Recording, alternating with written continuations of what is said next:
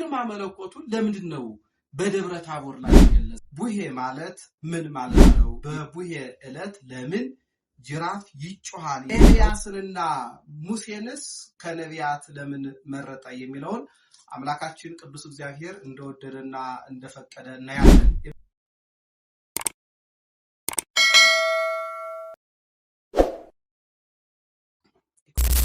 በስመ አብ ወወልድ ወመንፈስ ቅዱስ አሐዱ አምላክ አሜን። ሰላም እግዚአብሔር በያላችሁበት ይብዛላችሁ። የዚህ ፕሮግራም ተከታታዮች እንኳን ለጌታችን ለመድኃኒታችን ለኢየሱስ ክርስቶስ የደብረ ታቦር በዓል የቡሄ በዓል እንኳን አደረሳችሁ፣ እንኳን አደረሰን። ዛሬ እንደ እግዚአብሔር ቸርነት ቡሄ ማለት ምን ማለት ነው የሚለውን በአንደኛ ደረጃ እናያለን። በሁለተኛ ደረጃ በቡሄ ዕለት ለምን ጅራፍ ይጮሃል የሚለውን እናያለን። በሶስተኛ ደረጃ እግዚአብሔር ቢፈቅድ ግርማ መለኮቱን አምላካችን ቅዱስ እግዚአብሔር ለምንድነው በደብረ ታቦር እየገለጸው የሚለውን እናያለን። ሌላ በአራተኛ ደረጃ ኤልያስንና ሙሴንስ ከነቢያት ለምን መረጠ የሚለውን አምላካችን ቅዱስ እግዚአብሔር እንደወደደና እንደፈቀደ እናያለን። የመጀመሪያውን ስናይ ቡሄ ማለት ምን ማለት ነው የሚለውን ስንመለከት ቡሄ በሉ ማለት ብርሃን ሆነ። ቡሄ ማለት ቦጋለ በራ ማለት ነው። ይህ ማለት ነው በራ ማለት አንደኛውና የመጀመሪያው መድኃኒታችን ኢየሱስ ክርስቶስ በደብረ ታቦር ግርማ መለኮቱን በገለጸ ጊዜ ብርሃን ሆኗል ማለት ነው። አንደኛው የዚህን ብርሃንነት ያሳያል ማለት ነው ቡሄ ማለት። ሌላው ቡሄ ማለት ነው ስንል እነሆ ዶሮ ከጮኸ የለም ሌሊት፣ ቡሄ ከዋለ የለም ክረምት። ልብልን ይገባናል። ዶሮ ከጮኸ የለም ሌሊት፣ ቡሄ ከዋለ የለም ክረምት እንዲሉ ከቡሄ በኋላ እየገለጸ ጨግጎ የነበረው በጣም ከብዶ የነበረው እየገለጸ እነሆ ፀሐይ እየታየች ሙቀቱ እየመጣ ክረምቱ ወደ ነበረበት እየተመለሰ የሚሄድበት ጊዜና ሰዓት ነው። ስለዚህ ቡሄ በሉ ማለት አንደኛውና የመጀመሪያው በመግቢያ ላይ እንዳልኳችሁ መድኃኒታችን ኢየሱስ ክርስቶስ በደብረ ታቦር ግርማ መለኮቱን ሲገልጽላቸው ለሐዋርያት ለነቢያት በዚህ አካባቢ የነበሩ ከብት የሚጠብቁ እረኞች ግርማ መለኮቱን አይተው እየተደነቁ ቀን መስሏቸው በዛ ውለዋል። ስለዚህ ቡሄ በሉ ብርሃን ሆነ፣ ደስ ይላል፣ እጅግ በጣም ይማርካል ማለት ነው። ስለዚህ ቡሄ በሉ ስንል ብርሃን ሆነ ስንል ከውስጥ ያለው ክፉ የሆነው ጨለማ፣ ክፉ የሆነው የአመለካከት ጨለማ ይወገድልናል ማለት ነው። ቡሄ ስንል ቡሄ አምላካችን ቅዱስ እግዚአብሔር ለአባቶቻችን ለሐዋርያት ግርማ መለኮቱን ሲገልጽላቸው ቡሄ ሲሉ ምን ሆኗል ማለት ነው? ምስጢር ተገልጾላቸዋል፣ ጥበብ ተገልጾላቸዋል። ከእውቀት ከፍለው የሚያውቁ ሐዋርያት ምሉዓን ብዙ የሚያውቁ ሆነዋል ማለት ነው። ቡሄ በሉ ማለት ብርሃን ሆነ በሉ ማለት ነው አንደኛው። ሌላው ሁለተኛውን ስናየው የቡሄ ዕለት ለምን ጅራፍ ይጮሃል ነው። እንግዲህ ጅራፍን የሚያጮሁት በተለይ እረኞች ናቸው። ይህ ማለት ደግሞ በደብረ ታቦር መድኃኒታችን ኢየሱስ ክርስቶስ ግርማ መለኮቱን ለሐዋርያት ለነቢያት በገለጸላቸው ጊዜ በዚህ አካባቢ በደብረ ታቦር ቦታ ከብቶቻቸውን የሚያሰማሩ እረኞች ነበሩ። በዚያን ጊዜ ግርማ መለኮቱ ሲገለጽላቸው ምንድነው እያሉ ቀን እንደሆነ እንደመሸ ቀን እንደሆነ እንጂ እንደመሸ አላወቁም። ስለዚህ ጅራፋቸውን ይዘው ከብት የሚጠብቁበትን ጅራፍ ይዘው እነሆ ይጋረፉበት የነበረውን በፍቅር ተሳስበው ማለት ነው ወደ አምላካችን ወደ ቅዱስ እግዚአብሔር ሂደዋል ማለት ነው። ስለዚህ ጅራፍ የሚጮኸው ለምንድነው ካላችሁ አንደኛውና የመጀመሪያው ጅራፍ ሲሰራ ራሱ ከተለያየ ነገር ሊሰራ ይችላል። በተለይ ግን ከዛፍ ልጥ ነው የሚሰራው። በእንደየ አካባቢ ይሰራል። በሶስት መንገድ ነው። ሶስት ነገሮች ናቸው የሚገመደው። ሶስት ነገሮች ነው። ከዛ በኋላ ሶስቱ ወደ አንድ በአንድ ደግሞ ይገመዳሉ። ሲጀመር ግን ሶስት ነው የሚሆኑት። ሶስት መሆናቸው የአብ የወልድ የመንፈስ ቅዱስ ምሳሌ ነው። እንደገና ደግሞ ሶስቱ በአንድ መገመዳቸው ደግሞ የአንድነት ምሳሌ ነው ማለት ነው።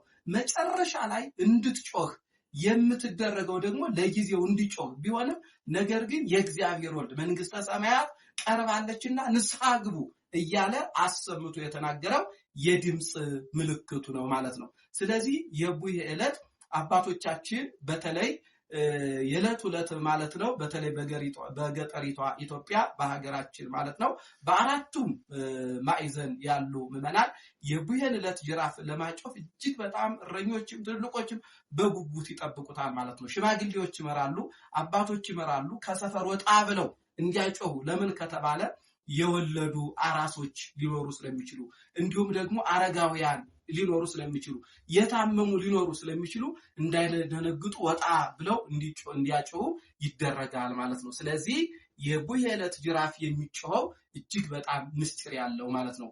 ጩኸቱ መንግስተ ሰማያት ቀርባለችና ንስሐ ግቡ ነው። በሶስት መገመዱ ደግሞ የአብ የወልድ የመንፈስ ቅዱስ ምሳሌ በአንድነት መገመዱ ደግሞ የሥላሴ የአንድነትን ምስጢር የሚያሳየን ነው ማለት ነው። ሌላው ግርማ መለኮቱ ለምንድን ነው በደብረ ታቦር ላይ የገለጸው የሚለውን ስናይ እንዲህ የሚል ትንቢት አለ። ታቦር ወአርሞንኤም በስመዚ አከ ይትፈስሑ መዝሙረ ዳዊት መዝሙር 88 ከቁጥር 12 ላይ ምን ማለት ነው? ታቦርና አርሞንኤም በስምህ ደስ ይላቸዋል ተብሎ ተጽፏል። ስለዚህ ብዙ ጋራዎች ከደብረ ታቦር የበለጡ ብዙ ከፍታ ያላቸው ጋራዎች እያሉ ደብረ ታቦር የተመረጠበት ምክንያት እነሆ መድኃኒታችን ኢየሱስ ክርስቶስ ከመወለዱ 1000 ቀድሞ ነቢየ እግዚአብሔር ዳዊት በደብረ ታቦር ተራራ ላይ ግርማ መለኮቱን እንደሚገልጽ አምላካችን ቅዱስ እግዚአብሔር ትንቢት ስለተነገረ ነው ማለት ነው። ሌላው ደብረ ታቦር የመንግስተ ሰማያት ምሳሌ ነው ማለት ነው። ሌላው አራተኛውን ስናይ እንግዲህ ለምን ሙሴንና ኤልያስን መረጠ የሚለው ነው።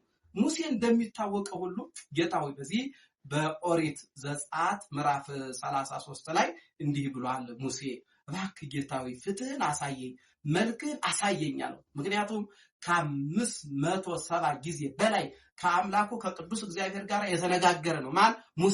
ሙሴ እጅግ በጣም የዋህ ነው። ሙሴ ትዕግስተኛ ነው። ቀስየኒ መጽሐፍ ሕይወት ዘጻፍከኒ እነኝህን ህዝቦች የምመራቸውን እንድመራቸው የሰጠኸኝን ህዝቦች ከሚጠፉ እኔን ከጻፍከው ከሕይወት መጽሐፍህ ደምስሰኝ አለ።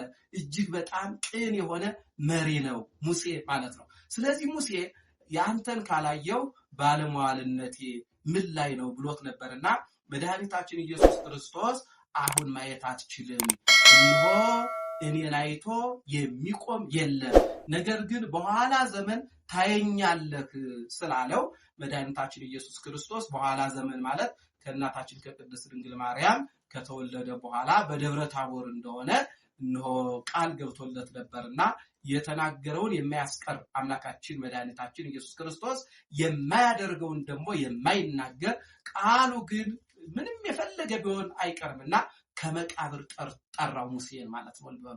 ኤልያስን ደግሞ ከብሔረ ሕያዋን ጠርቶታል ማለት ነው። ከብሔረ ሕያዋን ማለት በሰረገላ ተነጥቆ ነበረ ማለት ነው። ስለዚህ ኤልያስና ሙሴ የሚያመሳስልባቸው ሁለት ነገሮች አሉ። ኤልያስ ምን አለ? በንግስት ኤልዛቤል እውነት ለመናገር እብድ የሆነች ንግስት ናት። ከእብድነት ጋር ንግስትነትን ያዘች። ምክንያቱም የእግዚአብሔር ካህናትን የምታሳድድ ቤተ መቅደስን እንዲዘጉ የምታደርግ አምልኮተ ጣዖት እንዲስፋፋ የምታደርግ ናት ኤልዛቤል። ስለዚህ እቺ ኤልዛቤል ኤልያስን አሰቃየችው። ምን አለ ኤልያስ? እንዲህ አለ፣ ጌታ ሆይ እነሆ ከነቢያት ከአባቶች አልበልጥምና ውሰደኝ ግደለኝ አለ። አያችሁ፣ ልሙት አለ።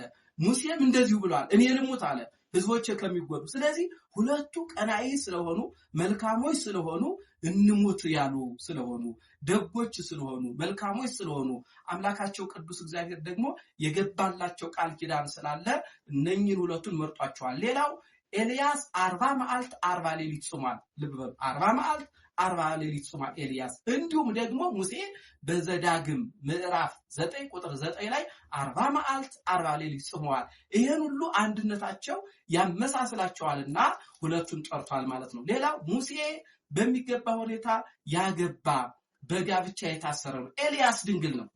ልብ በሉ ኤልያስ ድንግል ነው ማለት ያላገባ ነው። ኤልያስ በድንግልና ብትኖርም መንግስተ ሰማያትን ትወርሳለህ ሲለው ነው አምላካችን ቅዱስ እግዚአብሔር።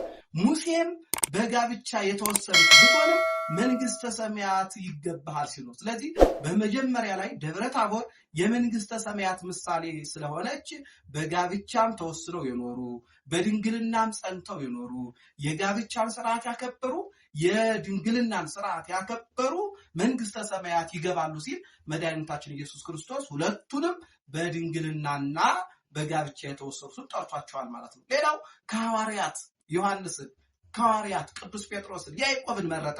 ለምን ይባል? እነኚህ ደግሞ በጣም የምስጢር ደቀ መዛሙርት ይባላሉና ምስጢሩን ሲገልጽ ለሌላው ያላሳየውን ለነኚህ ገልጽላቸው ነበርና እነኚህም በደብረ ታቦር ወጥተዋል። ሌላው ከሐዲስና ከብሉይ ነው። ኤልያስና ሙሴ ከብሉይ፣ እንደገና ደግሞ እነ ቅዱስ ጴጥሮስ እነ ዮሐንስና ያዕቆብ ከሐዲስ ኪዳን መንግስተ ሰማያትን በብሉይ ኪዳን ያሉ ወርሰዋል። በሐዲስ ኪዳንም ያላችሁ በመልካም ሥራ ተወስናችሁ በመልካም ሥራ ተጠምዳችሁ ከክፉ ነገር ርቃችሁ የምትኖሩ ምዕመናን መንግስተ ሰማያትን ተወርሳላችሁ ሲለን መድኃኒታችን ኢየሱስ ክርስቶስ ከሐዲስ ኪዳንም ከብሉይ ኪዳንም አወጣጥቶ ጠርቷቸዋል፣ አሳይቷቸዋል ማለት ነው። ለዚህ ነው ቅዱስ ጴጥሮስ ምን አለ? አምላካችን ግርማ መለኮቱን ሲገልጽላቸው በማቴዎስ ወንጌል ምዕራፍ 14 ቁጥር 4 ላይ ጌታ ሆይ አለው፣ በዚህ መሆን ለኛ መልካም ነው አለ። በዚህ መሆን ምክንያቱም እንዲህ አለ፣ ደስ አለው፣ ተደሰተ። አምላካችን ቅዱስ እግዚአብሔር ግን ሁለት ነገር ይታይበታል። በዚህ መሆን ለኛ መልካም ነው። አንደኛ ይህን ካለ በኋላ ቤት ስራ፣ አንዱን ለኤልያስ፣ አንዱን ለሙሴ፣ አንዱን ለአንተ አለ። የደካማነትና የትህትና ቃል ተገኝቶበታል ይላሉ ሊቃውንቱ። ደካማነት የተባለው ምንድነው ቢባል አምላካችን ቅዱስ እግዚአብሔር በሰማያት የሚኖረው በጋራ ተወስኖ በቤት እንደሚኖር ማየቱ መመልከቱ የደካምነት ቃል ነው ተብሏል። የትህትና የተባለው ደግሞ ለኔ ይሰራልኝ ብልጣ ብልጥ ሳይሆን ማለት ነው። ለወንድሞቼ ለነ ዮሐንስ ይሰራ ሳይል እነሱን እንደ ባሪያ እነ ሙሴን ደግሞ እነ ኤልያስን ደግሞ እንደ ጌቶች አምላክን ደግሞ እንደ ፈጣሪ አድርጎ በማየቱ አባቶቻችን አድንቀውታል ማለት ነው። በዚህም ጊዜ ነበረ ግርማ መለኮቱ ግን መቋቋም አቅቷቸዋል። ሙሴ እንዲህ አለ፣ ያንተን ግርማ መለኮት ከማይ እጅግ በጣም መቋቋም አልቻልኩም አለ። መቃብር የትሻለኛለች አለ። ኤልያስ አንተን ቁሞ ማየት አይቻልም፣ የእሳት ሰረገላ ይሻለኛል አለ። ኖህ ሐዋርያትም ወደቁ፣ የኛ ጌታ መውደቃችንን የማይወድ አነሳቸው።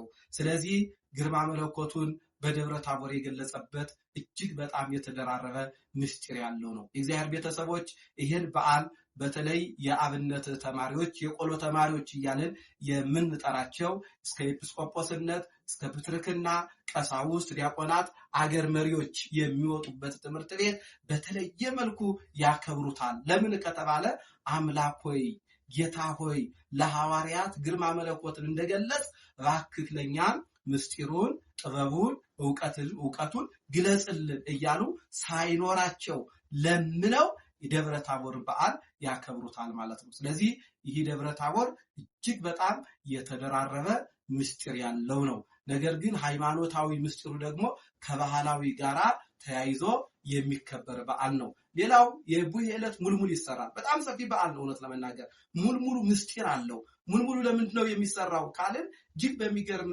ሁኔታ ልጆቻቸውን ያሰማሩ እናትና አባቶች ለልጆቻቸው ግርማ መለኮት ሲገለጽላቸው በደብረ ታቦር ቀን መስሏቸው እንደመሻ አላወቁ። በዛ ሲያበሹ ወላጆች ደግሞ ልጆቻችን ምን ሆኑ ብለው ሙልሙል ሰርተው ሂደዋል ማለት ነው።